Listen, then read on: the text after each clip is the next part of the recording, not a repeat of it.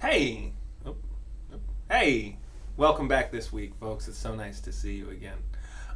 So this week we were talking about two really interesting, admittedly a little strange stories, that I think are a really interesting follow up to what we were dealing with last week. So this week we have Tao Lin's "Love Is a Thing on Sale for More Money Than Exists," and also Matthias Civelina's "Play." So. A brief little note about each of these pieces. Love Is a Thing on Sale for More Money Than Exists is in many ways set in our current era, but seems to emphasize certain aspects of our society in order to kind of make a point about what we as a society, seem to think is important.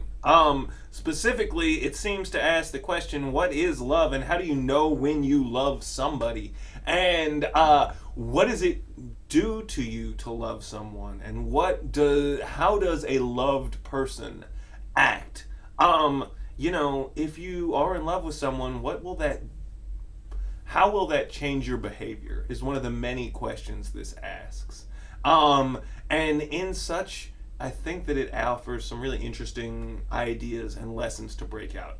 It is a little bit strange, I admit, but if you focus on interpersonal relationships, and I think you can see why I think this story is equally parts beautiful and kind of a touch heartbreaking.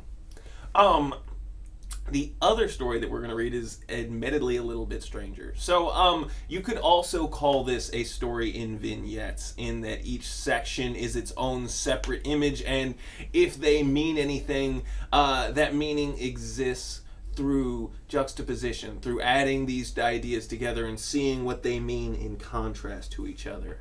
But I think another word that is worth noting and worth using when talking about this piece is experimental fiction.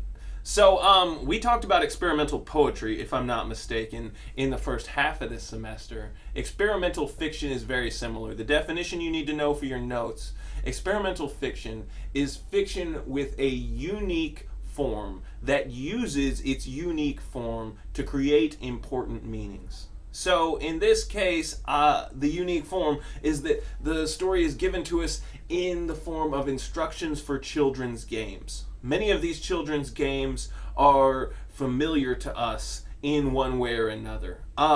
They're either games we recognize or versions of games we might recognize. But of course, every one of these games includes some twisted, impossible, strange elements that stretch the understandings of logic and what is sensible.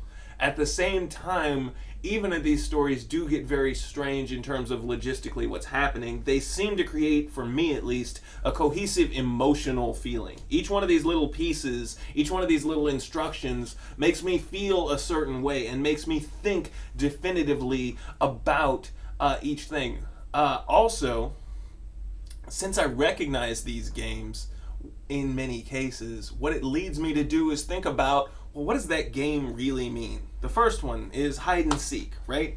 And it talks about how when we play hide and seek, it seems as like, where does the idea of being it come from? Is one of the ideas this book, or this story, asks, and that particular one, because a child is born it, is what it tells you. And that's really kind of a strange thing when you stop and think about it, and yet it also reflects certain aspects of our society, right? Someone might be born strange. They might be born different. They might be born lucky. They might be born with a silver spoon in their mouth, right? All of these things are somewhat random and yet do affect not only the games we play when we're kids, but also the way that we as will develop as adults and beyond. So that's sort of why it seems like these children's games have so many non-childish parts, or seem to extend and become games that games throughout life, which sort of asks the idea and sort of begs the question, if all of these instructions for children's games are in fact representations of complicated parts of adult life, then to what extent is everything that we do kind of a game? In what ways are we always playing a game to some degree or another? In either case, those are our two stories this week. I hope you enjoy reading them. I know, particularly with play, it can be a little strange. Try and keep an open mind. Try and approach it with sort of the same open-mindedness that you had when discussing poetry, and use that to help you. So we already had one term for this week, experimental fiction. That's something I want you to be aware of. I also need to teach you a couple of words that you'll find on the multiple choice part of your test, but these are also really important, straightforward. So without further ado, the words metaphor and simile. You probably already know these. They were already on the previous half of your test, but I wanted to review them really quickly just so we're all on the same page. So when you see them on your final exam, you're not confused or you don't feel, wait a minute, you said that there wasn't going to be anything on the first test that's also on the second test. Well, I wanted to re-emphasize and let you know this was the one exception. So, what are we dealing with? Metaphor, metaphor, is a comparison between two unlike objects. A simile is a comparison between two unlike objects using the words like or as. So all similes are metaphors, not all metaphors are similes. So some examples, if you say men are dogs,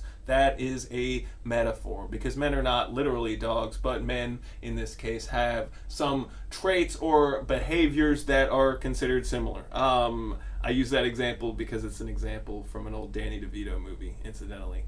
On the other hand, if you use a comparison using the word like, as in, fast as lightning, like or as, excuse me, then you are using a simile. So those are going to come up, and you will see those on your final exam, and so I wanted to get those in and let you guys know about them. All right, so at this point, you should be finishing up on your research for your research essays and get started working towards your outlines. Your outlines are going to be coming up after Thanksgiving break. So if you guys have any comments or questions, concerns, please let me know. Let me be helpful to you if you are at all confused on this project. Thanks so much for your time and energy, and let me know if there's anything else I can do to help.